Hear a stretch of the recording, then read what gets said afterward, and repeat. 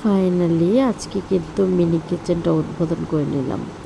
তো বিশাল বড় সাইজের একটা উট পাখির ডিম নিয়ে চলে আসছি আজকে মিনি কিচেন উদ্বোধন করার জন্য। তো প্রথমেই চুলার জালটা কিন্তু ধরাই নিলাম, ধরাই নিয়ে তারপরে লাড়কি দিয়ে গুঁতা দিতে দিতে জালটাগুলো নিবানোর পর আবার ধরাইলাম। ধরানোর পর এখন তাওয়াটা গরম করে নিলাম, গরম করে তেল দিয়ে দিলাম। তেল দেওয়ার পর এখন তাওয়াটা আমার পুরোপুরি গরম হয়ে গেছে। আর এইখানে দেখেন আমার মেয়ে কী করতেছে ভিডিও করার জায়গায়, মানে আসলে কি বলবো। তারপর করলাম কি, ডিমটা বড় সাইজের উট পাখির যে ডিমটা আছে সেই ডিমটা আস্তে করে ভেঙে নিলাম। তো এইদিকে কিন্তু আমার জাল চলতেছে খুব সুন্দরভাবে। ডিমটা ভেঙে খুব সুন্দর করে এখন ঢেলে নিব বাটির মধ্যে। এই যে দেখেন বিশাল বড় সাইজের চামচ দিয়ে একটু লবণ দিয়ে নিলাম। এটা কিন্তু বিশাল বড় সাইজের একটা চামচ, এটা দিয়ে কিন্তু একটা লবণ নিয়ে নিলাম।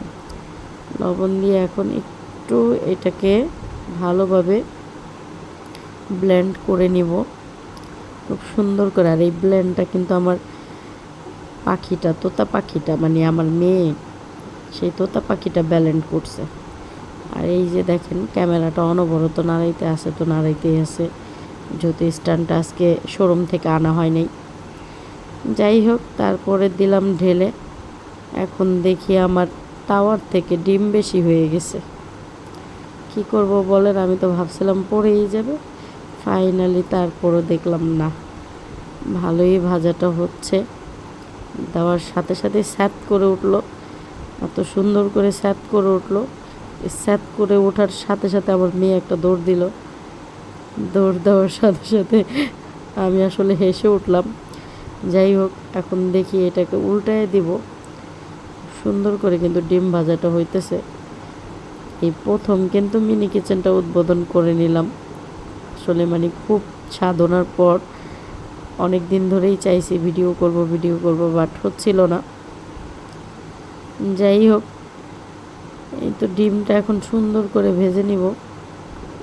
ভেজে নিয়ে আসলে বিশাল বড় একটা উট পাখির ডিম, তো এটা একবারে হয় নাই, তো একবার একটু ভেজে নিলাম। সুন্দর করে একবার একটু ভেজে নিলাম, ভেজে নিয়ে উঠাই নিলাম। আমার বাচ্চা তো সেই খুশি, আমাকে বলে আম্মু আরেকটা ডিম ভাজো। আমি বললাম যেটা ভাইজা দিছি এটাই তোদের সাত কপালের ভাগ্য, আর ভাজাভাজির কথা বলিস না। তারপরে আবার একটু তেল ঢেলে নিলাম, নেওয়ার পরে আবারও ডিমটা কি করলাম, স্যাত করে দিয়ে দিলাম। এইবার একটু কম স্যাত করছে।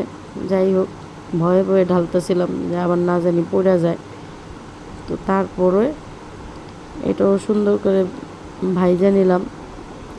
এখন বড়টাই বলতেছে, মানে আমার ছেলে বড়টাই বলতেছে আমি দুইটা খাবো, মেয়ে বলতেছে আমি দুইটা খাবো। তাই আমি বললাম খামোশ, চুপ হয়ে যা, দুইজনের জন্য দুইটা ভাবছি, দুইজনে দুইটা খাবি, বেশি কথা কম।